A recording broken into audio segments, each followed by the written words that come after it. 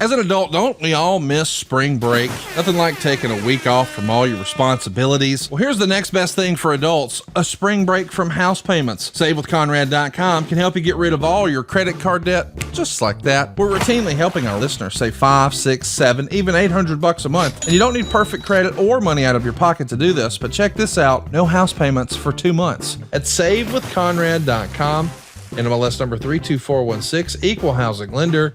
SaveWithConrad.com.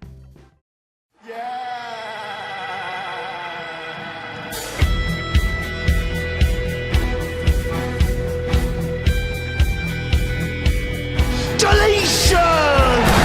My skin's dying because you're under it. I'm done lying to myself for this. For all the wonder and believing, man, it's making me weak. I'll fade away and classify myself as obsolete.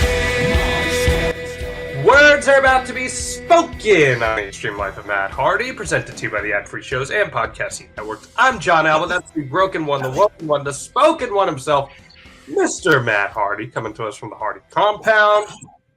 Just playing the greatest hits. That's all you do as a Hardy boy. What's up, man? That's all I got to do, man. All I got to do is play the greatest hits. Our shit is over. I will that. Yeah. Doing good, man. Here hanging out at the Hardy compound. It's a lovely day. We're able to do this on our usual platform, which I love to see. I love to hear. It makes it easy for life. But yeah, everything is good. Very, very happy. It was great to see you this past week. We had an awesome time over in Philadelphia. You had a chance to sign for 3 days straight at WrestleCon. It was absolutely locked and loaded there, my friend. Tell us a little bit about your WrestleCon experience. Oh boy. What a long nonstop weekend, especially on Friday. You and I, we busted our ass, right? So I know Friday, of my life, I can only imagine yours. Yeah, I know you were up early. You were doing interviews and whatnot, interviewing talent for Fight. I was up at 6:30, went to the gym, worked out, got back up at 8, got cleaned up. I was down at 8:45, 9 o'clock. The signing started. It was supposed to go from 9 to 2. We ended up signing from 9 to about 4 that day. That's how long it took us to finish the line. But we wanted to finish the line. Everybody that got in line, every single day that we signed, there was a line that like went all the way back to the wall and then wrapped around to the end of the wall and then either went outside or back to the original door that you came in the room from. And we had that all throughout the day, every single day. So each day that we were in these 5-hour windows to sign, we ended up signing for at least a minimum of 7 hours. So it was great. It was great. You know, it was crazy. It's WrestleMania weekend. People come in from all around the world, and it's so crazy. There were people from 24 or 25. I can't remember the exact number. 24 or 25 different countries that actually came through our line and signed. A lot of people from Singapore. I noticed a ton of people from Germany. Germany has always been a hotbed for the Hardys. That was Germany was one of our biggest markets back in the day when we first started getting over and doing well. But it was so good to interact with these people, to see these people. And there were so many people that said, like, you know, you were my childhood and this is my dream to meet you, and it's finally happening. And those moments were so special to me. I want to make it very clear.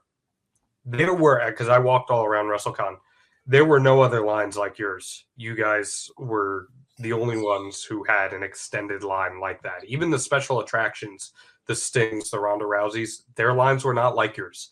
And it is like that everywhere you guys go. It was like that 3 days in a row here for you at WrestleCon. Amazing, amazing stuff. And you guys always give them such a great experience. Really cool to see. Love seeing the Hardys get their living legend love alliteration there from all the people who are out there. It was a great time, man. Yeah. So you signed till 4, and then we went right upstairs to the rooftop, which was a really cool venue spot where we had our first live show of the night, and we did the TLC years. We had a special guest. I promised you guys we'd have one, and it was none other than your old pal Mike Chioda. Mikey, okay. he was front row. He was front row for all those TLC matches. And Matt, I'm not bullshitting here. I think this might have been our best live show. What do you think? I agree. I concur. I absolutely agree. It was so much fun. We just flowed. I felt like we really went into great detail, and we shared some facts and some insight that people have never heard before. They've probably never even thought about before. And then I also thought there was great comedy involved where people had a chance to laugh, and it just, for an hour and a half or so, it was just a great show. People were engaged. They were enthralled with the discussion we had, and I really loved it. I do believe that is the best live show we've ever done. Yeah, I would agree with that as well. Mike Chioda was so great, wasn't he? He was. I mean, even the thing when we were talking about it, you could feel that the fans were like, "Oh, I've never really thought about that." Like where someone would take a bump and they're in the middle of the ring and it's a big bump, you don't know if they're hurt or not. I would roll over to Jeff like, "Bro, you okay? You good?" And if he gives me the green light, I'm good. I'll roll back out to Mike Chioda, pass the message on. He's good. Just things like that. Just stuff that you really don't think about in the context of wrestling. The inner workings of wrestling, and that's really what. I feel like that's when we really make the donuts here, right? Whenever we dive into the weeds and we talk about those inner workings of pro wrestling. Yeah, a lot of other podcasts don't go into that. So I think it's what, pardon me, I think it's what makes the Extreme Life of Matt Hardy very unique. And I think it's what makes our live shows must attend. I had so many people came out there. They're like, you tell us when you're doing your next live show because I want to be there. Yeah. I really do believe we put on some of the very best, and the chemistry and camaraderie really shines through. We have such a great time. They're so easy to do because it is truly just us talking and having a great time. Yeah. So make sure you check those out. And then later that night, we crossed the river. We got a nice dinner, nice Asian dinner, and we went over and ended up over at the world famous Monster Factory. And you were doing your first ever seminar Q&A that we taped for a future podcast episode. You stayed a little late extra to meet some of the Monster Factory talent. It was an amazing time, wasn't it? It was. And I'm really looking forward to the final edit of the Monster Factory podcast. I think it's going to be great. It's going to be different. I think we're breaking new ground as far as podcasting goes.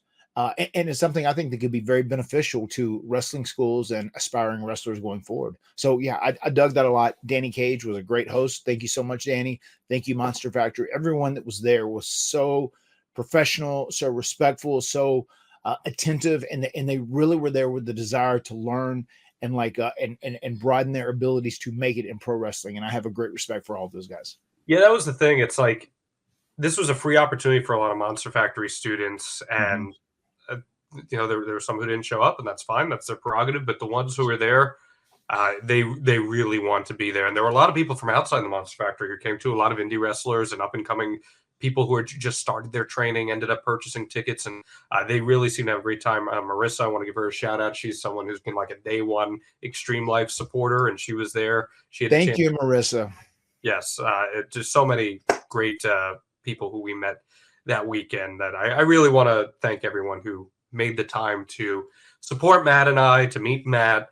It was a really fantastic weekend for the Extreme Life of Matt Hardy, and we don't have all the details just yet, Matt, but we already have our next live show penciled in, and it's going to be in my neck of the woods in Jersey. We're heading down to Atlantic City. Isn't that right? That is right. Yeah, we are going to be doing a podcast from Atlantic City coming up this summer. So we're excited to announce those details to you very soon. Yes, it's going to be a lot of fun, and that might actually end up being a Super Hardy show. Yeah, That. Get ready. A double decker, you say? A double dosage of Extreme for you, which will be coming your way. We're going to talk all things WrestleMania weekend on this podcast, so we'll get back to that in a second. I want to apologize because if you could hear it in my voice, I have been ragged the past few days. This weekend took everything out of me. I mean, everything out of me. Because mine started on Thursday. I did a show at the Monster Factory. I jumped off a ladder, a la you. I was basically a Hardy Boy. There you have it. You're in. I've learned from you over the years. And that went all the way through Sunday, where both Saturday and Sunday, obviously, I was covering WrestleMania, and I was already feeling myself just, when you're not sleeping and you're not in your element, right? Your body starts to kind of quit on you. And then both nights of WrestleMania, I love my fellow wrestling media, Matt, but for some reason they insisted on the press box windows being open during WrestleMania. And especially night one, it was like in the 30s at the end of the show, and the wind was whipping. It was cold as shit. I was not dressed for that. I was not expecting that to be the case. And boy, I've been fighting off a cold the past couple of days because it's just been oof. I don't know. I guess you had to hear those Def Rebel theme songs so badly at WrestleMania. I don't know what to do. But it was a pretty wild experience. All I ask, guys, listen, if you want to have the windows open, that's fine. Just give a little heads up next time so I know to bring the pea coat. Boy, buddy, did I need it, man. They're just it was definitely the climate was down. It was a tough environment for both fans and performers that night. It was, especially night one. Night one, it was really, really cold. I had so many people come through the line Sunday. I was just like, "Oh, how was it last night? You stay warm?" Said, "Man, I froze my ass off." You know, they said like, "I'm bringing more tonight." Like, I think people thought it was going to be cold, but they didn't realize it was going to be that cold. Especially there was, the other outdoor manias they've done in the Northeast. It's been chilly, but it's never been cold. And this was night one.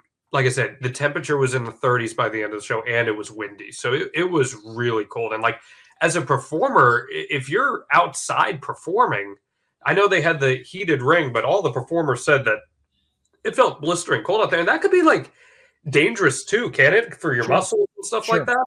That's tough. I mean, that makes your body get cold and stiffen up more than anything else, especially when you're older and you're beat up. I mean, that's definitely harder. When you're younger, it's a little easier, but like cold weather is something that is very challenging to perform in, especially if you're performing and doing pro wrestling. Yes, it is. It does make it harder. Yeah. Rock even mentioned that too. You know, I mean, he's around the same age as you and going out there, having to do what he had to do. Could not have been easy by any stretch of the imagination. So we'll get back to WrestleMania in just a minute, Matt. There was a big report this weekend. Sean Ross Sapp was the first to put it out there that you're a free agent as of the end of Sunday night going into Monday morning, and that you opted not to sign your AEW contract offer that we had discussed here in the past. It is currently Wednesday, April 10th, as we tape this. Where do things stand as of this second for you? I didn't see you in the ladder match at WrestleMania, so I guess you didn't end up there. Yeah, well, there you have it. Monday night, Sunday night into Monday morning at midnight. That is when my contract expired. So yes, I am a free agent right now. Just negotiating, talking. I have interacted with everyone, still interacting with AEW, and that's where we're at right now. You know, I whenever my deal ended up running out, you know, that allowed me the opportunity to negotiate and speak to everyone available, you know, really weigh in on my options. And that's what I'm doing right now. So reading between the lines here, you have had conversations with other entities. Yes. I mean, I have, and two, like, I know if you're an indie promoter and you're listening to this, I have gotten so many texts and emails and stuff from you know, independent promoters and whatnot. So I'm going to hold off on that a little bit. I'm trying to figure out like what I'm doing in the big scheme of things, and then I'll kind of go from there. So I'm working on things, but if you don't hear back from me, don't take it personally, because I'm very overwhelmed with all the people that have reached out and requests, especially indie promoters. But I'm working to get back to everybody as much as possible, and I'm figuring out what I'm going to be doing. And I'm in no rush to do it. I'm also going to say that, like, I want to make sure I go to the best place possible. You know, I don't want to make a quick decision. I want to make sure that I am doing the right thing for me long term. So that's where I'm at. So for clarity, you are not ruling out returning to AEW. You're just taking not at all. Not at all. A chance to explore all your options. Yeah, not at all. Okay. Yep. Okay. Was there any particular? Did you go in with the intent that you were going to wait it out to these negotiations? That you wanted to just see the way of the land? Anything you can share on that? I think as time continued to move on and we were so close to the finish line, so to say, I do think I wanted to wait until everything ran out and where I could weigh all my options. You know, I could do things correctly from a legal standpoint and like figure out what I want to do next. So yeah, I'm good with that.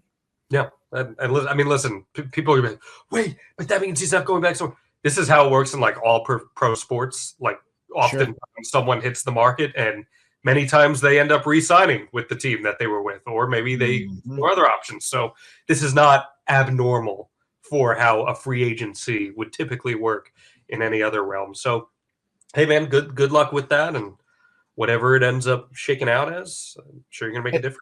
And once again, I just want to reiterate, I love AEW. I think AEW is paramount to the health of the pro wrestling industry. And I'm a big advocate of the schedule they have, especially having 4 young children and a family. That kind of changes everything. You want your schedule to be as smart as possible when you get a little older, especially if you want to be here to see your kids grow up. So yeah, I am certainly not ruling that out. I would love to do that because I do love the schedule. But once again, I just want to make sure that all my boxes that I'm looking to check are checked as far as wherever I'm going to go and end up at. More than fair. Exploring your options, and you do all your own negotiations, correct? Like you don't have representation for that. I do. So, yeah, so you're dealing with that very directly. There are wrestlers now. You see it. It's becoming a lot more common now. It is, especially even on the WWE end, to have agents or to have representation for negotiations. But you're kind of old school in that sense. I am, and it's like I'm one of those guys. I'm a big advocate. If you want something done right, you got to do it yourself. I've kind of always been like that. My dad was like that, and I'm sure that's where I got it from. So yeah, I do like handling all my own stuff. Like if it's something that involves me, I want to be in control of it, and I want to be on top of it. Very cool. Very cool. Well, it was great seeing the line you guys had this week because it just showed once again the equity and the value of the Hardys. Jeff looked, I should say this by the way, Jeff looked great. He looks, he's got the broken beard coming in. He does. But aside from that, he looks great. He sounded great. It seemed like he was really happy. He just seems like he's crushing life right now. Yeah, he's doing great. He had a great concert. It was his biggest turnout yet. That was Thursday night at the ECW Arena. He was very thankful for everyone who came out and attended that. And we kept hearing over and over, like, "Oh my God," during the line, especially on Saturday and Sunday. We kept hearing like, "Oh my God, we loved your concert. We loved your podcast. It was so much fun. We loved your concert. We loved your podcast. It was so much fun." So I dig that. And it's cool that those outside ventures are paying off and people are really enjoying them. Got to play the long game, You got Always, yeah. It's all how it shakes out. Hey man, pro wrestling, it's not a sprint, it's a marathon. That's right. And life. That's right. We talked about AEW briefly there. The big news that came out of them, WrestleMania weekend, is that this week on Dynamite, it's going to go down the night that we record this year, so you will have heard this at this point already. But they are airing the all-in videotape of the incident involving CM Punk. Very surprising promotional tactic. Tony Khan did say that it will also serve as storyline. So I have my thoughts on where that may end up going. But the idea of running what is a pretty shocking piece of video here, Matt, what are your thoughts on that? It's intriguing. It's very unlike AEW to do this, but I'm not opposed to it. Because I am someone who says more than anyone, wrestling is entertainment when it's all said and done. And like pro wrestling isn't primarily about pro wrestling. It's about entertainment and it's about following different characters in their journey and their story arc and being invested in them. That's, I say that all the time.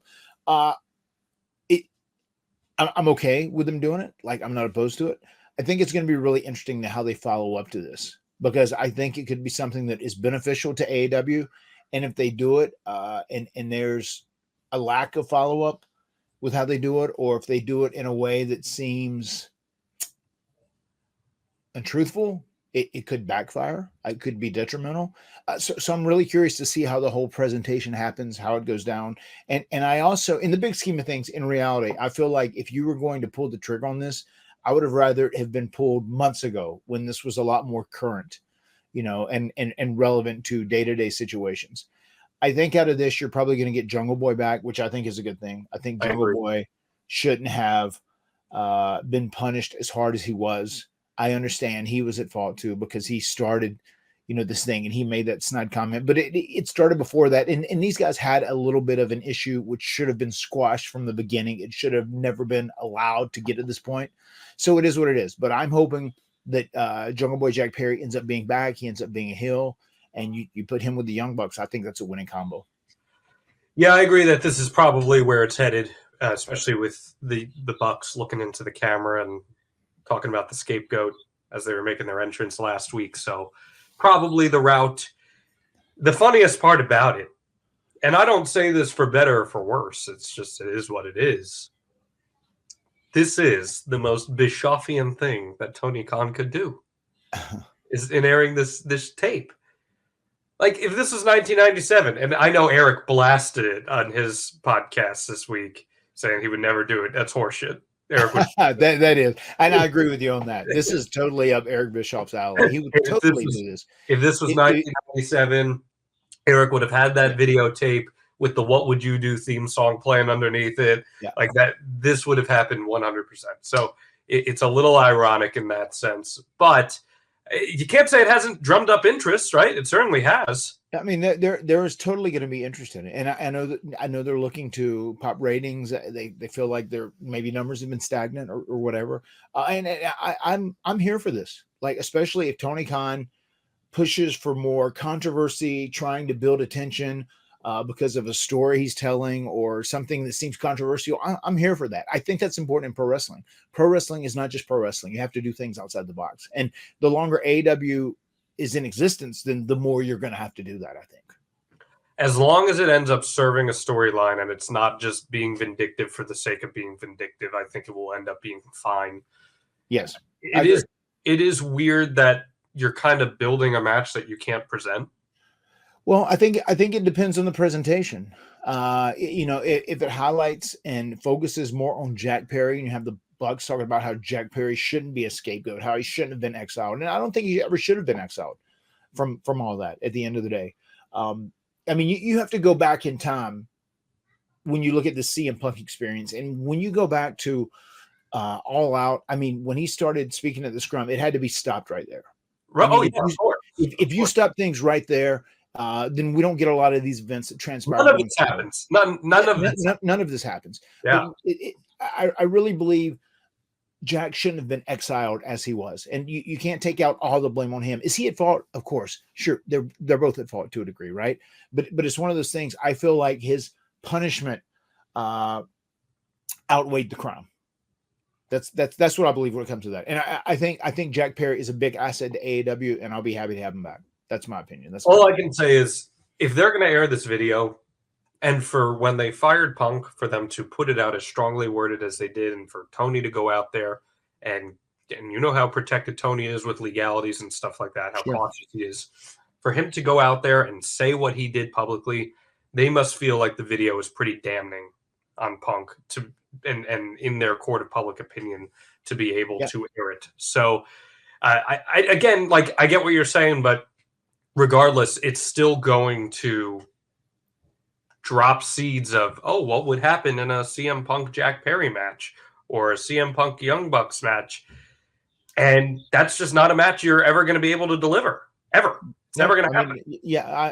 I am with you on that. That's why I think the important pivot from this is that you are building a faction and a bond between the Young Bucks and Jack Perry. And it just happened because of the common factor of CM Punk. I think that is what we have to get out of this. And you are right in what you're saying. You're absolutely right. But the fact that they are going to generate interest, it's very important. If they generate interest and then they put on some stuff that follows, that continues to keep that interest.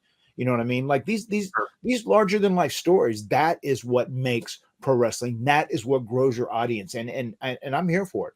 I want AEW to start doing more things like this that are outside the parameters of just pro wrestling and having great pro wrestling matches, because I think having 5-star matches isn't going to be the thing that's going to grow your product. I think that is good if you have a feud and a rivalry and you blow it off in a great match or whatever. That's awesome because you get that good payoff. But at the end of the day, it's about these characters. It's about these journeys.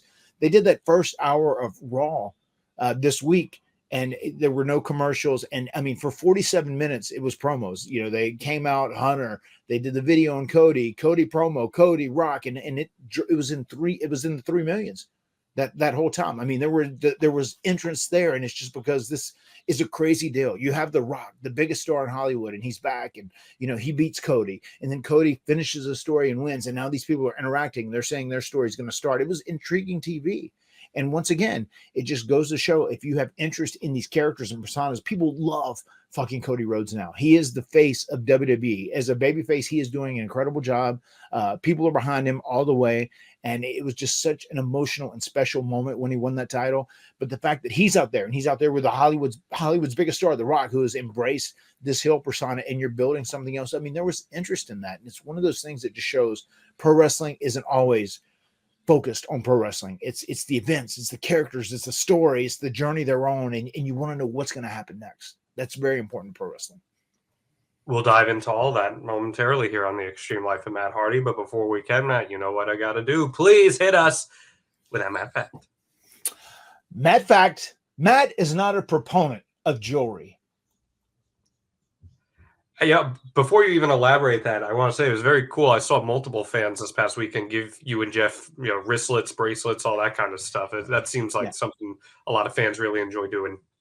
Yes, and that is very nice. And there's like stuff, I've been wearing this. My kids will make me little things, and I'll wear that until the tires fall off.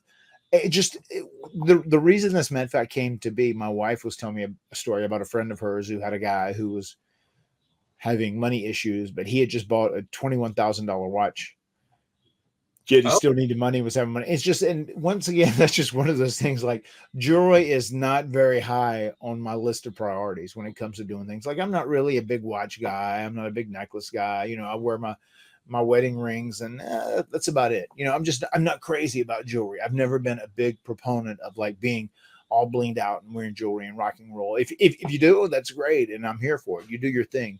But I feel like sometimes when people get so focused in and zoned in on like getting expensive jewelry, but they're like spending above their actual pay grade, it's sometimes like, holy shit, why are people so invested in this jewelry? Anyway, that's where that Mad Fact stems from. Your boy Ron Simmons had some good bling this weekend. Oh, well, you got it. Ron Simmons can rock it though. He can afford it. Of course. He's doing big signings every weekend with Tony Hunter Productions, so he's good. He is. There's some other people who are also at Tony Hunter Promotions, but yeah, I want to introduce you to all of them before it's all said and done. The select few know. Matt, this past weekend, we were running around all over the place. We had to go from place to place to place. It was hot as hell in the buildings. It was cold outside. Very, very uncomfortable time of year. You're at the beginning of April. You're on the verge of summer, but it's not quite summer. You're craving comfort. Am I wrong? You are not wrong. Especially, I was up. I was up nonstop for 20 hours. So yes, you are not wrong. Well, the Perfect Gene team gave me this whole script to read for our show, and I'm literally reading it word for word right now, including the sentence. That said, I actually tried the Perfect Gene, and it's fucking awesome. But is this still the script for me? Or, well, you'll never actually know. Because today's sponsor, the Perfect Gene, finally solved all of your denim difficulties. They make great-looking, perfect-fitting jeans that are as comfortable as sweatpants. And I promise you, they are paying me to say that, and I also endorse it. The secret!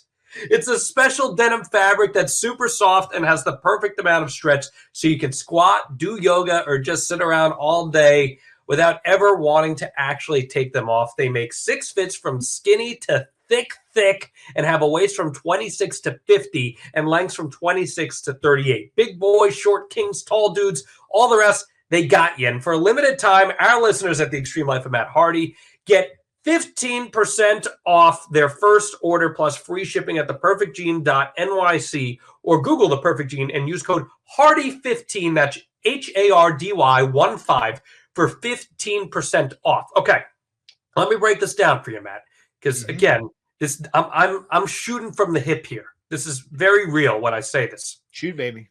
I was at our live show on Friday, the two of them, at WrestleCon and at the Extreme Life of Matt Hardy live at the Monster Factory.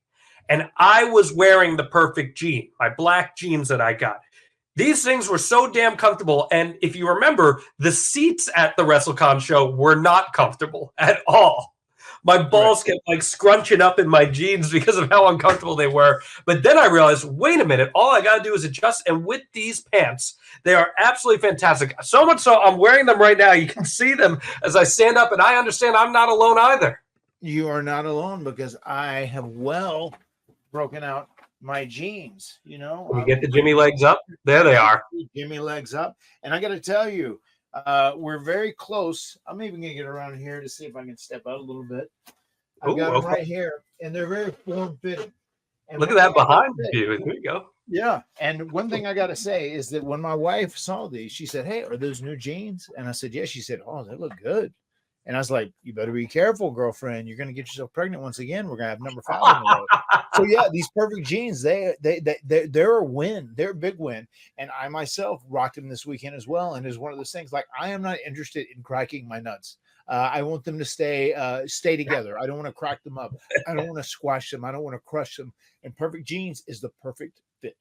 Dude, I love this product so much, and I'm not just saying this. I very much authentically mean it, but it doesn't just stop there. They've revolutionized t-shirts as well. The perfect tee has just enough stretch to hide that beer belly while accentuating your arms and chest for that flawless look. It's soft as butter without shrinking in the wash like all your other tees. It's just perfect. The perfect jean always has free shipping, exchanges, and returns as well, so you can have peace of mind knowing that your order is completely risk-free. It's finally time to stop crushing your balls in uncomfortable jeans by going to theperfectjean.nyc. Our listeners here at The Extreme Life get 15% off your first order plus free shipping, free returns, and free exchanges when you use code HARDY15 at checkout. That's 15% off for new customers at theperfectjean.nyc with promo code HARDY15. After you purchase, they'll ask you where you heard about them. Please support our show and tell them that The Extreme Life of Matt Hardy sent you. Fuck your khakis. Get the perfect jean. Bam. If you, what is it? If you're in on it, if you're in on that line, you're in on that line. IYK for sure. Yeah. IYK. That's good. That's good. That's good. Okay, so you wanted to talk about this, Matt, because I know you were just really intrigued by everything that happened with WWE this weekend with WrestleMania. We'll talk about the WrestleMania card, but as a whole, the one thing that was emphasized all weekend long, it was beaten over your head in classic WWE style, was that this is a new era of WWE. Gone are the days of Vince McMahon booking and tropes and Kevin Dunn presentation. It is all brand new. This is the Paul Levesque era. PLE stands for Paul Levesque era now. We saw the TV return of Stephanie McMahon. We saw Paul Heyman going off script at his Hall of Fame ceremony in the way that only Paul Heyman knows how to. It was pretty wild from the presentation standpoint, and we saw some really unique entrances and TV production cues, and eventually leading to what was one of the craziest WrestleMania main events of all time. So when you hear the term new era of WWE, what does that mean to you? I mean, I think considering all of the backlash and all the negativity from the alleged Vince McMahon charges and everything that's going on, I mean, I think this is the way to go. You need to sell this and you need to brand this as a new era. It's a new start. I think that's what's best for WWE. That's what's best for TKO and Endeavor. And it's very important to say that and let people be aware and know that like things have changed. And also, I feel like if you're watching the product, it's very obvious things have changed. Like I love these streaming shots they've done, like these long shots, these one continuous shots that they do. Like there was one where they started in the back and they saw little guys interacting, and then someone goes straight to the ring, all the way into the ring. And it's like one continuous streaming shot. Like I love that stuff. There's different shots they've been doing. They just switch things up from the production standpoint. They've switched things up from the booking standpoint. And I think it's a positive thing. I think it's the way to brand the product, and they're following through with it. And it, not only does it feel different, it looks different. And I think that is very paramount. It's funny because how many times, Matt, I mean, you were there for some of these. Would something be going wrong with the product in WWE? Like viewership would start tanking, social media would start bitching and moaning, and then you would hear Vince or Stephanie or Paul or Shane get out there and say, it's a new era. things are changing. Like there's that famous promo where all four of them were like, we're giving you guys what you want. We're listening to you more. Yeah. Literally nothing changed at all. Like it was the same exact program. Right. Then there was the era where Vince decided that there couldn't be wrestling during commercials, so every match became 2 out of 3 falls matches. Like there was just so many absurd changes that happened, and nothing would stick. Whereas I agree with you, it certainly feels like this is actually different here. Mm-hmm. Why is it so important that they actually follow through on these promises this time around? First and foremost, I think as a brand, as a product, when you tell your audience and your supporters and your fan base, you're going to do something, you need to follow through with it, because they don't want to feel like they've been lied to. They don't want to feel like you're being dishonest with them. They want to invest in you. They want to believe in you. And then they want you to follow through with what you say. And I think the best example of this is when they had made that decision to do Rock and Roman. And then the fans told them, they were very adamant. They were very vocal. We don't want this to happen. We want Cody. We want Cody. We want Cody. And Cody was the direction to go. And they listened to the fans. They changed things up. And they did it in an interesting way where they made the journey very, very interesting, I thought. And that's what ultimately led to the main event of night 1 and night 2 of this year's WrestleMania. And I think when it's all said and done, you look back at this is going to be extremely successful. And it was successful apparently on all metrics across the board, which is a great thing to hear. And I love to hear that, because anytime the pro wrestling business is healthy, anytime a WWE is healthy, anytime an AEW is healthy, it is best for everyone involved. And there's a trickle down effect too to everyone else in pro wrestling. Think about this though. AEW launched on the premise of being an alternative to WWE because people were getting really tired of some of those Vince tropes and the stagnant presentation. I mean, look at WWE in 2019. You were there. And think about how desperately an alternative was needed. It was, I would argue 2019 is one of WWE's worst creative years ever. Roman Reigns was being fed dog food by Baron Corbin. Like, this is what we're talking about. That disastrous Fiend and Seth Rollins Hell in a Cell match that ended with no finish. Total creative valley, right? So AEW comes up as an alternative because we want to see more connective storytelling. We want to see alternative presentation of a product, different production values, more emphasis on the pro wrestling element. Well, now we stand in a place where WWE is willing to embrace all of those things. And it suddenly changes the dynamic of the entire industry, where if the worldwide leader is willing to be more adventurous and step outside of that box, you got to think that could have a pretty resonating effect, for better or for worse, for the rest of the industry. I agree. And it's one of those things. I think the most important thing, I think what WWE is really zoned in and focused in on doing is like asking people to invest in the stories they're telling. But when they get to the payoff or the blow off, they reward the people for spending their time investing in them and also for watching. And I feel like we had that. And I feel like WrestleMania was a great example of that this weekend. You might even say that it's at its best when you reward the audience for paying attention. It is the simple principle of professional wrestling. It's the simple principle of all forms of storytelling. Yes. I was just going to say that it's the most simplistic form of storytelling when you reward people for paying attention. It really is. You know, I love Curb Your Enthusiasm. This week was the series finale. 24 years of the show. This is the series finale.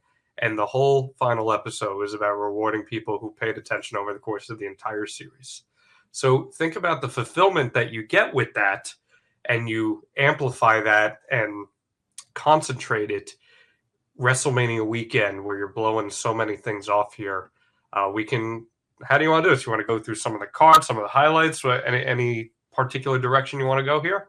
No particular direction. Start talking and I'll interject. Yeah. So night 1 match started with Rhea Ripley defeating Becky Lynch, and I thought the two of them had a really good match. Becky went out there in the cold weather with 102-degree fever coming off of her book tour because she just couldn't let this match surpass her. I thought they tore it up. Rhea Ripley has like all the makings of someone that you want to strap the rocket to as a star. And I felt Becky Lynch further cemented making Rhea here. You have any thoughts on either of the two of them? We've never really spoken about either of them on this show before. Big fan of what Rhea's doing right now. I love Rhea and Dom together, revisiting kind of the China Eddie Guerrero bond. Rhea's been great. She's been killing it. She's very popular across the fan base and just in general.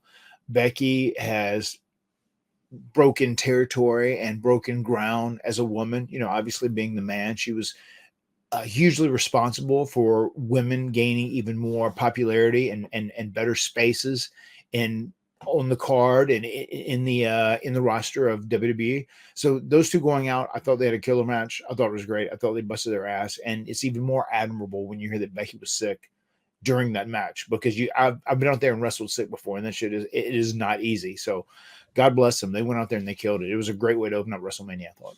What do you think people connect with Rhea so much? I think Rhea just comes off as a star. When you see her and she's out there and it doesn't seem forced. It seems very genuine. It seems her. She has a very unique look. She dresses very unique. She has a charisma about her. And there's just the way she carries herself is as a star. And I think it just shines through and through, and people recognize it. They legitimately and genuinely believe this is a star. We're witnessing someone very special, and I think she lives up to it every time she goes out there and performs. And she's such a great pro wrestler, too. Like, just intricately, she gets the art. She's so athletic. She's young. I thought this match was really, really good. They told a great story of Becky being the veteran and Rhea trying to have to step a little outside the box to beat her. They sold the arm really, really well for Rhea throughout. And a reoccurring theme of this, Matt, for a lot of the heels that won on this show, this is very different than Vince McMahon's WWE, the heels just kind of won the matches. They just didn't need a ton of tomfoolery or to cheat or anything of that nature. Sometimes the heels were just better than the baby faces. What do you think of that? And I'm okay with that, especially at an event like WrestleMania. If you're going to do that and go with a clean finish and you're going to have a heel win a match, that's the place to do it. You know what I mean?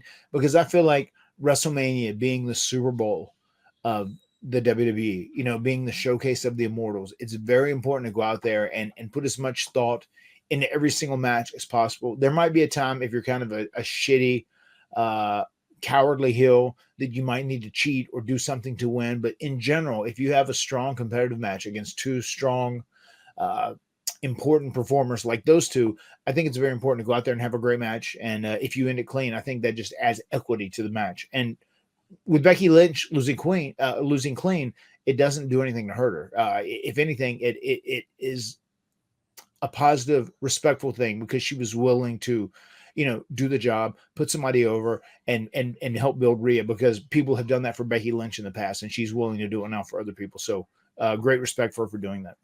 I think she is an amazing representative of WWE and the company and women's wrestling in general, for sure. So I'm with you on that. After that, we got the six-pack tag team ladder match for the Undisputed Tag Team Championship. And Matt, this was very different than other ladder matches because both sets of titles were on the line individually. They had two separate, I guess, what are the carabiners, whatever, they're hanging from the ceiling, and you had to retrieve each one to win each title. So we had two winners in this match. We had A-Town Down Under, which was Austin Theory and Grayson Waller win the SmackDown tag titles. They dragged those down with in 7 minutes of the match starting. And then another 10 minutes or so went by, and your boy R-Truth and The Miz ended up coming down with the other set of tag team titles, the Raw tag team titles. And R-Truth, man, one of the true great characters of all time in wrestling. I mean, in my opinion, the greatest comedy character ever in wrestling. He gets his first ever WrestleMania moment. That must have been pretty special for you as a colleague. Dude, I was so happy. Like when he did the deal and they were in the ring and he got up on the apron, everybody else was down selling from big bumps, and he, called for the hot tag to Miz as opposed to just coming in the ring, and he actually went over and tagged him, and he came in to come back, and the crowd was behind him.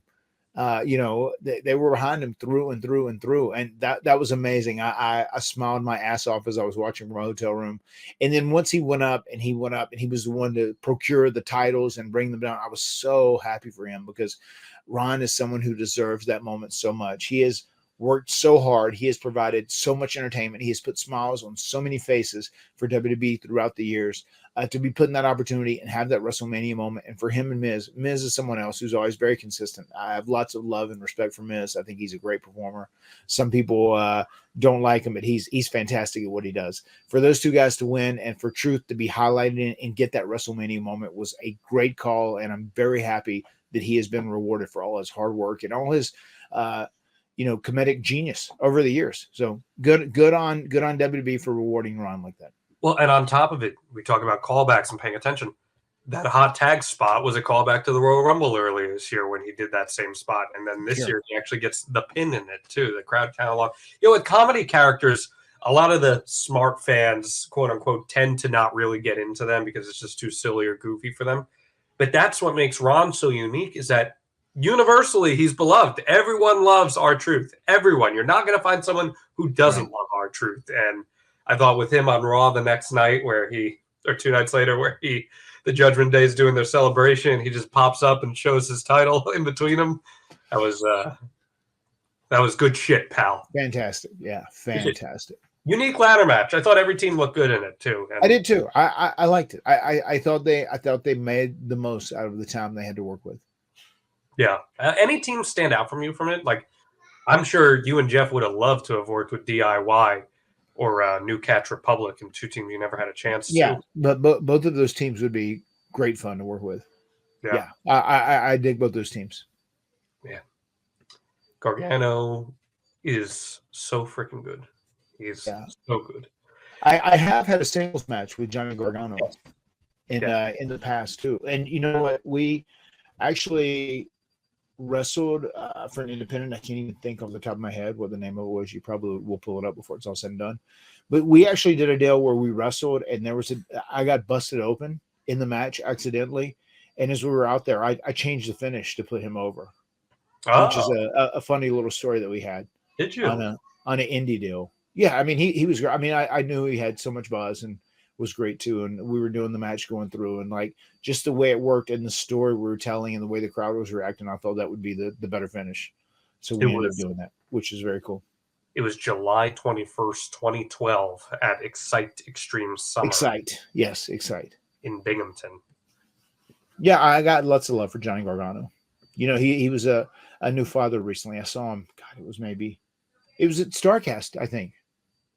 Yeah, he would have been a new father. Right? He was there, right, when we were with the Good Brothers? He did the show right before us. Yes, yeah. That's the last time I saw him. I got to talk to him about fatherhood a little bit, to him and his wife. Right now, pro wrestling is hotter than ever, which means it is going to be harder than ever to get tickets unless you've got the Game Time app. Game Time is your go-to place for last-minute tickets to all your favorite events, whether it's pro wrestling, sports, concerts, anything in between. The Game Time app has got you covered with killer last-minute deals, all-in prices, views from your seat, and their lowest price guarantee. Game Time takes the guesswork out of buying tickets. Matt, we just saw on Monday Night Raw, in recent weeks, they've scaled down the set a bit to allow more people in the arenas because they are selling out like crazy. It's a pretty cool scene, isn't it? I mean, it is cool. I mean, the fact that there's such a demand for ticket sales that they are scaling down and doing a smaller entranceway and taking out the large Titantron and whatnot. It is very cool to see, but also it makes it a little more challenging to get tickets sometimes. So thank God we got Game Time, because that is the way to get your tickets. Yeah, with the last-minute deals that Game Time offers, you're going to have the best shot at getting in the venue. You can save up to 60% off by buying last-minute tickets for sports, concerts, comedy, theater, wrestling, whatever it may be. And you save even more with the exclusive in-app deals on select seats ahead of the game or the event. You can save even more from that when you choose a section and let Game Time actually choose the seats. And with your seat views in the app, you can get a panoramic view from your seat before you actually buy it. And with the lowest price guarantee from Game Time will credit you 110% of the difference if you find tickets elsewhere. Your purchase is covered with the most flexible customer service policy in the ticketing industry. when we were at our live show, this is a shoot here. One of my buddies, Phil from SNY, came over and he was trying to score last minute tickets for SmackDown. He's like, "Oh, my wife is on the Game Time app." And I said, "Well, as a matter of fact, Phil, all you got to do is take the guesswork out of buying tickets with Game Time by downloading the Game Time app, create an account, and using that code Hardy for $20 off your first purchase." He's like, "Oh, that sounds pretty good." Yeah, it's easy. HARDY, get a deal. Terms apply. Create an account. Redeem that code for $20 off. Download the Game Time app today. Last minute tickets, lowest price, guaranteed. So after that, we got Rey and Andrade versus Santos and Dirty Dom. They went 11 minutes here. I thought it was totally fine for what it was, Matt. It was all built around getting Jason Kelsey and Lane Johnson involved, who actually trained at the Monster Factory the day before, which is pretty cool. A little weird finish. I didn't love the execution of how they brought the two of them into the match. I think it would have been better if the reveal of who they are was done during the match and not after the match, because it could have played more into the finish with that. But aside from it, it was good fun, and people in Philadelphia got very excited to see Jason Kelsey there. So, that's your big celebrity sports center moment, Yeah, for sure. Do you know, did that make Sports Center? I'm sure it had to have. Yeah. It was all over the internet. I would imagine. I mean, I feel like the only other way you could have done it if they were there watching, and then you have the Hills go out and bully them or push them around, and they just jump over and get involved in the action or whatever. But it was a cool moment, and I was real happy for Rey. I was very happy for Andrade. He said that was the first time teaming. I actually got to work with him quite a bit and got to know him pretty well. I know him a little bit at WWE. Got to work with him more at AEW. But very happy that those guys got that moment. And I thought it was cool because it was a match that, like, maybe didn't have as many people as invested as some of the other advertised and promoted matches did. So they put a little something extra in it, and you got that with the the football superstars coming out to put a little more buzz around that match to make it seem more important. And I saw that a couple times at WrestleMania. We've had those discussions, and I think that's very smart booking going forward. Yeah, that brought us to a match that so many people were so excited for. I know you were really excited for it, and I won't lie, Matt. This was the most disappointing match on the entire card for me, and that was Jimmy Uso versus Jey Uso. They had a great hype package before going in. It really felt like this massively important match with super high stakes and superiority. And then all of a sudden, when the match started, it became a story of, oh, I know there's good in you. I know that I can bring out the good in you, which was not something that had been really told on television prior. And this match just never got out of first gear for me. And I think a lot of people felt the same way, even though Jay gets the win. What do you think about brother versus brother? It's something you know a thing or two about. Yeah, I do have to tell you this. I took a break away from the room. I did not get to watch it all, so it's hard for me to comment all the way through and through because I took a break from the room and I went and made sure that my wife and kids and the food could all get up to the room whenever we were doing this. But no, I did hear this. I heard some people, this match didn't necessarily live up to the hype they had hoped for it. But at the end of the day, I'll just say this. I don't know if they're going in some different direction and they end up like getting back together and like being on the same page. I'm okay with that. I'm curious of where this bloodline thing goes. I think for these two guys to be mortal enemies for the long run and the long haul in WWE, I'm not a big fan or advocate of that. Yeah. More or less, I'm glad that these two got the opportunity to face each other on a WrestleMania stage. And it's hard for me to comment because I didn't get to see the whole match. Yeah, like, you know, the package is talking about how Jay's going to beat the yeet out of him and all that stuff. And then all of a sudden in the match, it's like, no, there's good in you. I can save you, which was not the story that they spent months and months telling. Right. Now, had that been the story they spent months and months telling, then maybe it's different and you can build the match around those moments. And I just don't feel like the hand that fed wasn't meeting the hand that received. So Understood. A bit strange in the presentation of that. I mean, how do you feel about Jay getting the win as a babyface here? Now he's the number one contender for the world title. I'm good with that because I still think Jay has the potential to push through and reach another level as a singles competitor. So I'm glad they're following through with him. I'm okay with that. Jade, Bianca, and Naomi defeated Damage Control. This was Jade's in-ring debut aside from the Royal Rumble. Is her first actual match that she had. The whole match, I think you could have predicted exactly how it was going to be built. It was around the other two ladies getting the work in, the heels doing lots of heat, and then eventually selling, coming off the hot tag. Jade dominates 1, 2, 3. Probably the perfect way to present Jade in her WrestleMania debut here. I really enjoyed the chemistry between Naomi, Bianca, and Jade. Having her in a trio to start, it kind of feels like a good way to slowly integrate her skill set into the fold. Yeah, I dug that match. I dug the way the match was handled, and I thought it was a nice image of seeing three very strong, powerful, independent Black women coming together and being in there and facing facing their opponents and getting that win in a very commanding way in many ways. Yeah, I dug that. And I think at the end of the day, as you highlight Jade, I think there is a ton of potential with her, and they followed through with that on Raw on Monday. So yeah, I was good with that. I thought that was well done.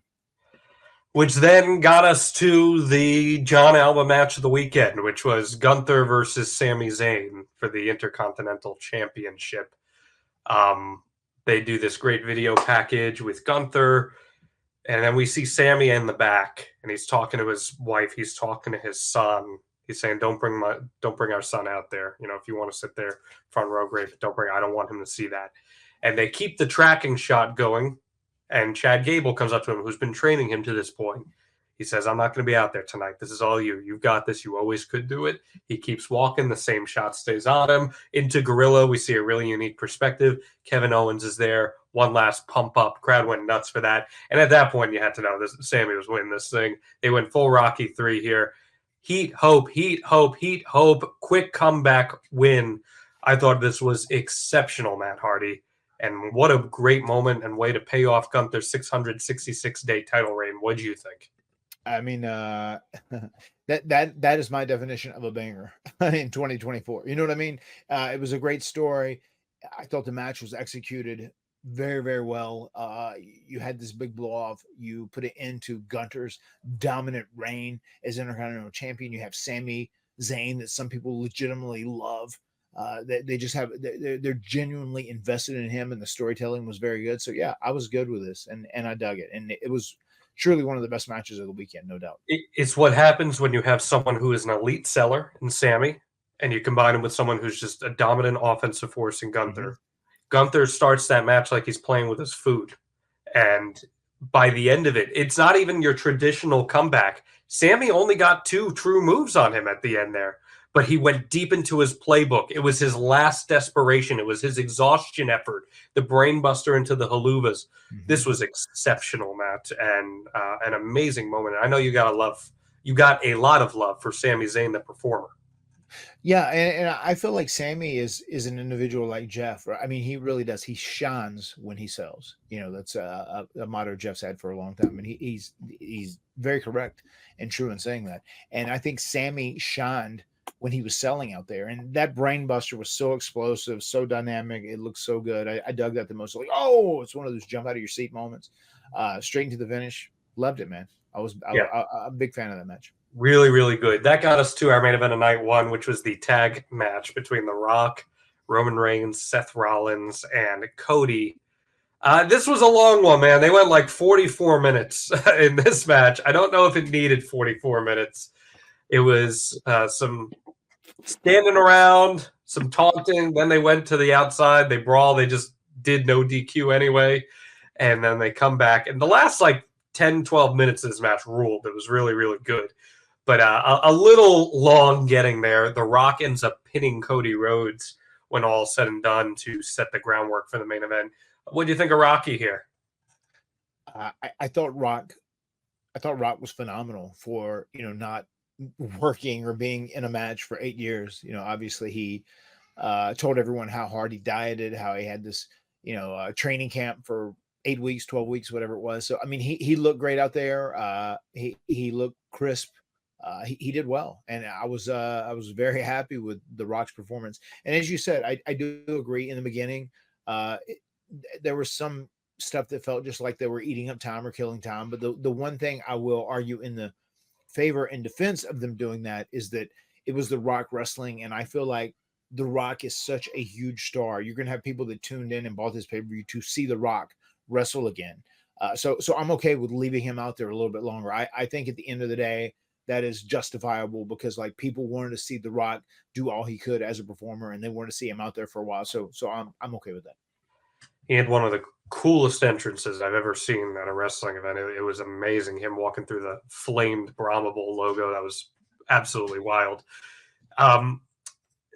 Seth takes quite the beating in this match, and his knee takes a lot of heat, and it's something that would carry over into the next day in night 2, where the opening match was Drew McIntyre versus Seth Rollins. And I'll tell you what, Matt, I don't know if anyone was expecting a 10.5-minute sprint out of them, but as far as 10.5-minute sprint matches go, this was as good as they get. I thought this match absolutely ruled. Seth Rollins was great in this, and Drew McIntyre was next level good. And they told a fantastic story where Drew had warned Seth, if you take that tag match the night before, you're not going to be able to handle me. This is going to be a bad weekend for you. And Drew ends up beating him with 4 claymores. I know you're a big Drew McIntyre guy. You know I am too. Drew gets his WrestleMania moment. I thought this was just fantastic stuff. Yeah, I mean, I agree with every single thing you said there. I thought it was a fantastic match. They busted their ass. It was a 10-minute sprint, so to say. And the storytelling, once again, pristine. As Drew told Seth, you're too obsessed with helping Cody and helping him defeat the bloodline or ending the bloodline, whatever it may be, and it's going to cost you when it comes to our match. And lo and behold, that theme of obsession also affected Drew, which was very ironic, but at the end of the day, it was great storytelling. And it would affect Roman Reigns even later, too. It's like a big overarching motif of this show. Yes. Because, yes, you're right. Drew wins, and then he goes to gloat in front of Punk, who's there on commentary. And Punk reveals, hey, I'm actually not as hurt as you thought I was. And the way Drew did it, how he like slid the title on the table and he got on there, he slid like a snake, like all slimy and grimy. Look at this, you son of a bitch. You're never gonna get this, whatever. And the way he was just like they're taunting him was great, and everything about that was really well done, I thought. And then Damian Priest comes down and cashes in, and we get an amazing WrestleMania moment for him, talking about taking a guy to the next level. Harder to do that than cashing in on WrestleMania and winning a world title. Sure. Yeah. I mean, it was a great call, too, because at the end of the day, Drew has got himself over so much these last couple of months with just the stuff he's been doing with Punk, his social media, any videos or vignettes he's been involved in with him trolling Punk have been like off the charts, been so good. I mean, he's fine without the title. He's already an established guy, but now Damian Priest, this actually builds him into more of an established star, and it adds equity to him, no doubt about it. And I almost feel like there's a part of Drew that's going to be like a half-assed babyface going into this thing with Damian Priest, like trying to get his title back or whatever. It's going to be interesting to see how this turns out. Well, and like for Drew, it was never about the title reign. It was about the moment, because they kept saying that, he had his moment stolen from him in 2020. He didn't get the moment. And the next year, he didn't get that moment. So he did get the moment here. He did get the clean title win, which again, another very good call. And that is correct. Very good call. It's another example of the heel just getting the clean win on the babyface. And say what you want. A lot of people were excited for Seth Rollins and CM Punk. Whenever that Rollins-McIntyre match happens, that's going to be one of the biggest matches out there. Yeah, no doubt. So excited for when that eventually happens.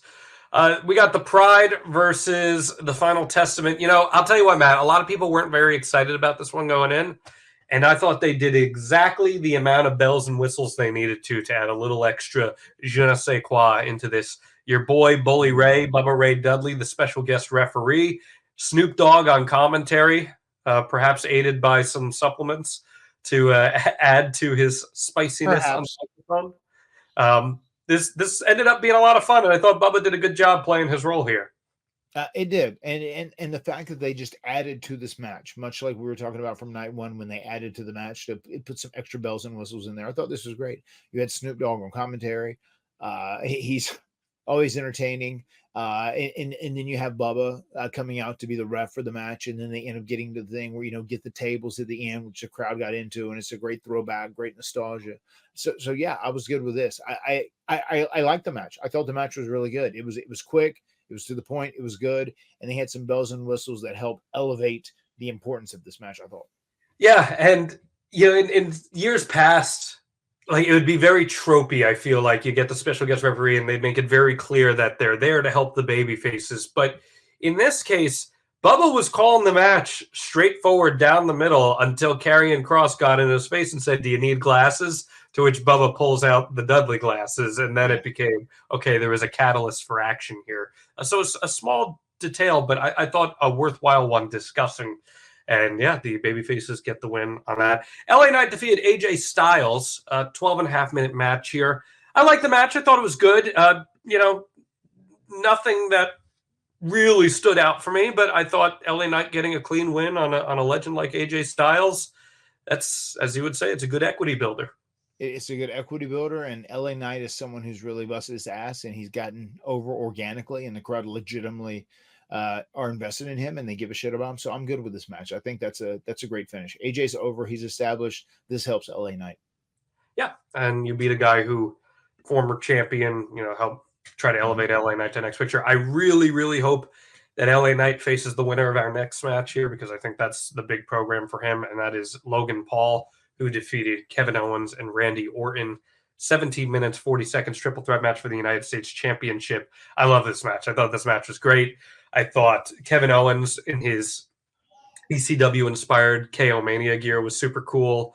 Him and Randy being this like odd couple who will fight but also team together, driving down the entranceway with the golf cart was super funny.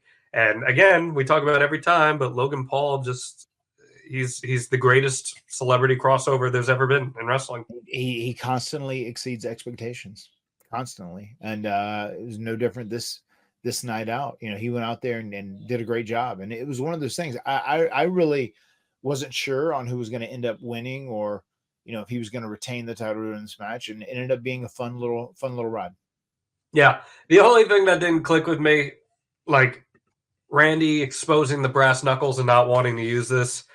I'm like, man, that doesn't go with Randy's character or Kevin Owens' character. Right. Like those guys should have been more than willing to use the brass knuckles on Logan Paul, especially in a triple threat match where there's no disqualification. And that's what people would have paid to see. Logan Paul getting his ass kicked, So I wish we could have seen that. Very cool RKO reversal out of the pop-up powerbomb. And Ice Speed ended up getting his ass handed to him too. Do your kids know who Ice Speed is? Because I had no idea who Ice Speed was. Like, are they into Logan Paul streaming? I don't know. Yeah, I wasn't familiar with him. I don't know. I will ask them after the fact, and I'll answer next week if you can remember to ask me that question. Yeah, He's a big streamer, right? He's a big YouTuber and streamer, and apparently all the Gen Zers and Gen Alpha that were there knew who he was. I had no idea who he was, but Randy yeeted him into the next century. So, well, whenever he did the kick. It's funny. It's like that when the kick, he was gonna you could tell he wasn't sure if that guy was gonna be able to sell. He pushed him down. He reminded me of oh my god, what's his name? I give you a Kozlov. He said, I give you push kick. I give you push kick. And when Kozlov first started working and he was doing that push kick, it was a legit push kick. Like your ass was going to be going down. Randy said, yes, I give you push kick. Push kick. So what is the guy's name? What? I Show Speed. I Show Speed? Yes. Is that right? I Show Speed. Hold on 1 second. Hey, guys. Do you guys know a streamer called I Show Speed? Maxwell Woofy, do you know I Show Speed? Do you know a streamer known as I Show Speed? Yeah, do you know him? He's a streamer. I Show Speed. Okay. All right. They're not familiar. Okay. All right. So I want to get to the bottom of that. They may have known. Okay. Woofy's big into streaming. That's why I was asking. I know he is. Woofy the other day, he wants to go to a trampoline park and do flips so he can upload that on his YouTube video. He thinks it's going to get better views and it'll make him go more viral. And he wants to get I have a play button of when I did 100,000 followers on YouTube. He wants that. He's obsessed with that, and he wants to be monetized. So he said, I think this video would really help me. people would really like it. It's very stressful being a content creator like Wolfie. It is very stressful being a content creator like Wolfgang. Oh boy, I get to start final two matches. Bayley defeated Io Sky to win the WWE Women's Championship. I freaking love this match. Great I match. thought Great Bayley. Listen, man, here's the thing. She killed it. Everyone talks about the four horsewomen, right? And each of them, what they bring to the table. Mercedes is an unbelievable seller. Becky is just this elite brawler with great mic chops. Charlotte is the athlete of all of them. I feel like Bayley is the best professional wrestler of the four of them and encompasses all of the small, minute characteristics that make a complete professional wrestler.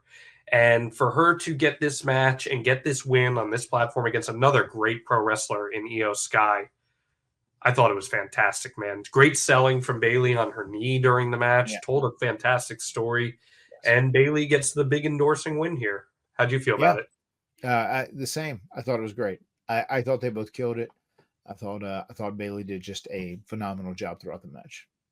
And there was no interference from Damage Control. Again, it was just a straight wrestling match that these two had. A straight up match, and you got a proper payoff. You got a proper blow off match, which was very nice to see. Very refreshing. Feels to me like Bayley's going to be a WWE lifer, and I don't just mean her in-ring career. I feel she's the type of person who would make the perfect head coach at the Performance Center and developmental and working with talent. I feel that is her path. You have any thoughts on that? I mean, you got a chance to know her a little bit working with her. No, yeah, I could see that. I could definitely see her being a lifer, and I could see. I mean, she's such a passionate fan of pro wrestling, the art of pro wrestling. So yeah, I can see her being a lifer, no doubt, and she just loves it so much. I mean, it's very, it's very similar to the way myself and Jeff felt. You know, we were huge fans. We just had this huge passion. That's what we want to do. We would have probably done it for free if we weren't getting paid, you know, because we love it that much. But, you know, fortunately we were able to do it. We were able to make a couple bucks here and there. And I think she's in that same dilapidated boat. My one gripe about this match, small one, but because the whole story has been about her like finding herself again as a baby face, I felt that she shouldn't have used the Rose Plant as her finisher for this match. I think she should have used the Bayley to Belly, the recognizable babyface finisher that made her who she was. And it would have been like a very symbolic, okay, Bayley's back, if that was how she ended the match, rather than using her heel finisher, the Rose Plant. That was my one small gripe, and it's not a meaningful gripe at all, but just as a way to emphasize to the crowd, she's a babyface now. Like, go back to the finisher that made her who she was. Yeah. Just a small thought. I don't know. Like, that's subtle storytelling, I feel like. And it can help elevate that. I get that. I understand where you're coming from.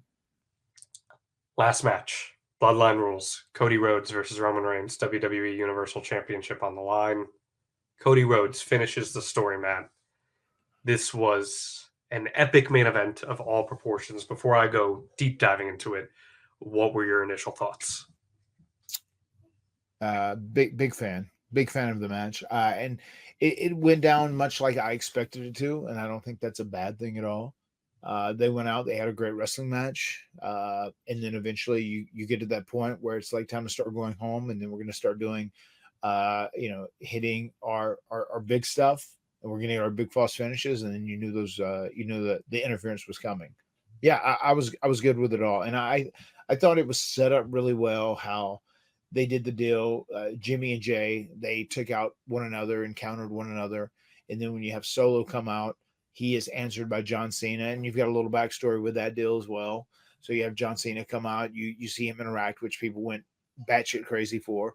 And then from him, you have The Rock. And it's funny, you knew The Rock was going to be involved in this, but still, it's like an epic moment because now The Rock is coming down to face John Cena, which feels big, right? It feels like larger than life, which is so cool. This thing happens. You have The Rock stop John Cena, then the lights out, where I expected to hear the glass shatter. That's kind of what I thought, but, that didn't happen. I thought the glass would shatter and we'd see a stunner or two, which would have been hilarious with Rock. But you have the lights go out, you hear the boom, and there's Taker. You turn around, choke slam, boom, and then we allow Cody and Roman to get in there one-on-one, and then you see 1, 2, and he finally hits that third crossroad and wins the match. It was a great moment, man. So happy for Cody, so proud that he was given this moment, and just he busted his ass for this last year, coming off last year, and made things work. And he overcame obstacles throughout this, but he stayed healthy. He stayed positive, and he continued to just bust his ass and work hard. And thankfully it all paid off. See, I'm glad I let you describe the match, because I was curious if you were going to bring it up, and you didn't. And you're not alone. I've seen a lot of people miss in talking about this, which was the role that Seth Rollins played. Everyone's talking about everyone, but you're not alone. I've seen so many people gloss over this. Everyone's talking about the cameos, right? These great cameos, Rock and Taker and Cena and all that. That's great. That was for the casual fan. Okay, let's throw it out there. Sure. Yeah. Correct. But the true connective tissue of all of this was Seth Rollins, where Seth Rollins months ago told Cody, I can be your shield to Roman Reigns. Yeah. I feel responsible for creating this version of Roman Reigns, and only I know how to get to him. So Seth Rollins, who's had the worst weekend of his life to this point, loses the tag team match, loses the world title, still shows that he's a man of his word, and comes back in the Shield gear. And seeing him in the Shield gear is a trigger for Roman. It takes him back to the worst moment of his life, when Seth Rollins turned on him 10 years ago. It's when they had their Royal Rumble title match a couple years ago, when Seth came out in the Shield gear and worked the match in the Shield gear. It broke Roman in that moment. We saw a different Roman. We see it again here. Seth is about to hit The Rock from behind, just like he did to Roman, but Roman won't let him, because he will not let that happen to his family, of which happened to him. It takes him out, and then all the rest of the tomfoolery unfolds, and it's left in the ring where it's Roman, Cody, and Seth. Cody and Seth are both stirring. A chair is there in the ring, and Roman has to make a choice. Do I finally get my revenge 10 years later on the man that broke me? Or do I finish the job and take Cody out and win this match? And because Roman is so obsessed with taking out Seth Rollins and avenging what he felt was wrong to him, he chooses Seth. And in poetry, hits him the same exact way that Seth hit him 10 years ago. Seth falls the same exact way that Roman Reigns fell 10 years ago. And that little hesitance allowed Cody to stir up and beat Roman Reigns with the 3 crossroads, another storytelling element from last year where he was unable to do that, and now finally he's able to do that, and when he hits 3, he wins, and that's what happened here in this match. Oh boy, just even going through those small details, Matt. You're right, and that's great, and it's such an amazing, fine detail. But hey, the devil's in the details, right? And you're right. They had been this moment was well thought out. Obviously because they laid, they dropped the seeds for weeks ago. Obviously, so yes, it was a great moment, and it's so funny. I skipped over it as I was thinking more casual fan in the big moments that people were expecting, but the Seth thing was a very integral piece of the puzzle, and it was great, and it was great storytelling that the people who pay close attention, they were rewarded. Yeah, and for Seth, it's like the completion of his character arc. For all the bad things that Seth has done as a character, this redeemed all of them. And especially even with Cody, with him and Cody, they had that deal right from the jump, Well, right. And Seth Rollins did something as a babyface that didn't benefit Seth Rollins. It benefited the greater good. That's the magic of that moment. Mm-hmm. Seth Rollins. Yeah, you're right. It was a great moment, and I agree with everything you said. Seth Rollins was the MVP of this WrestleMania. And there were a lot of people who said, oh, he looked like a goober. He looked like a loser for not getting any offense in. Shields don't provide offense. Shields provide defense. and he defended Yeah, Cody Rhodes. and to the people that say that sometimes your story dictates losing, and it's about overcoming and following through and being valiant in loss, and that's what Seth Rollins did this week. Cody getting that moment. I texted you before the match started. I said, this feels like the biggest match I've ever seen in person. Yeah, The stakes were just so enormous. So many people wanted Cody to get that. You got to know Cody a lot over your AEW tenure, a little more intimately. To see him climb the mountain, and especially under the circumstances in which he left AEW, where he was the most hated guy in wrestling, to becoming the most universally beloved. What did that mean to you as a colleague? just very happy for him. I like Cody. I got along with him good whenever he was in WWE. I obviously got along with him well whenever I went to work with him in AEW. After he went on his own and he bet on himself, he stepped outside the walls of Alexandria and said, I can do this. I can go out here and hustle, and I can rebuild myself in the image I want to. And he did that. He is one of the forefathers of AEW. Without Cody and the Bucks and Kenny Omega, you don't have AEW, and you don't have the current version of WWE that you have right now. If that's taken off the timeline. So yeah, a great respect for him. Have always gotten along great with Cody, and it was very fun to talk to him whenever he was getting into fatherhood and he was first having his kids and whatnot. Dude, it was the right choice, and I'm glad it finally happened. It makes it okay that he didn't win last year, that he won this year, and they were able to get him through that year, and he is as over as ever.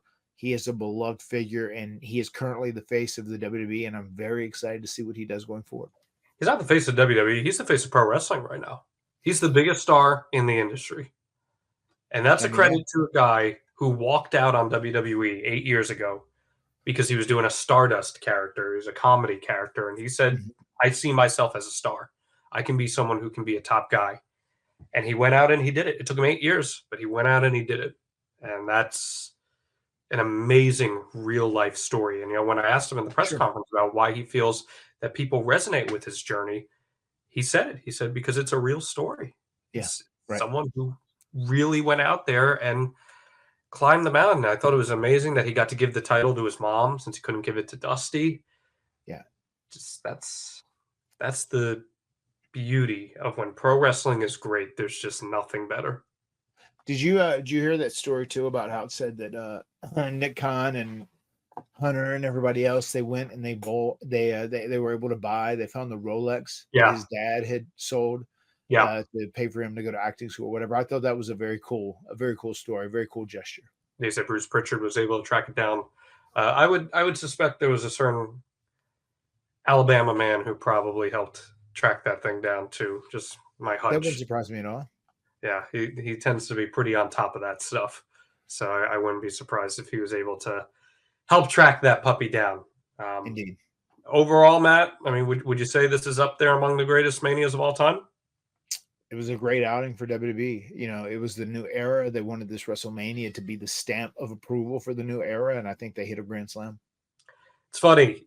I think if you look at this card, it was a pretty predictable card on paper, all things considered. If you were to run through it, you could probably pick out each match and confidently say who's going to win for the most part. But it also proves to show you that predictable isn't always bad, especially when you execute it well. Sure. That's a fantastic part about pro wrestling and storytelling in general, is that if something is good, if you build it, they will come. Yeah. So we will see, Matt Hardy, what the future holds for them, what the future holds for you. It's going to be a fun next few weeks. Anything else you want to throw out there? No, it was. I just want to say first and foremost to all the die-hardy listeners of the Extreme Life of Matt Hardy, thank you for tuning in each and every week. Thank you to everyone who came out to our live podcast at WrestleCon. Thank you to everyone who turned out at the Monster Factory. Thank you to each and every one of you guys that came out and stood in that long ass line for hours to meet myself and my brother Nero, Jeff Hardy. We're very grateful for all of you, because without you, there would be no me and there would be no this. So thank you guys for your support. Thank you for constantly supporting, and please, I hope you continue to support, and I'm going to do everything I can to always put a smile on your face and make you proud. That's my goal. That's our goal here on the Extreme Life of Matt Hardy too. You can get on board with us, head on over to advertisewithhardy.com. Get your business out in front of thousands of listeners and viewers every single week. Excited to see what's next in store for you, Matt Hardy. The world will never know until Matt Hardy drops the extreme hammer on him. Just drop that elbow off the top. I should have done an elbow. It would have been. I should have dropped the axle. Instead, I decided to do a crossbody, and it really didn't work in my benefit. Did not. I see. I thought the power of the guns. All you gotta do is just do the guns. And all of a sudden you're Hardy. Usually they freeze. Usually it freezes your opponents in their Yeah. tracks. Did not happen for me. Did not. No, you didn't have the luck with the high ball karate. I did not. I did not have the luck with the high boss karate. I was talking As to him. Christian Cage would say, the high ball karate. Yes, of course. The words have been spoken. We'll see you next time right here on the Extreme Life of Matt Hardy.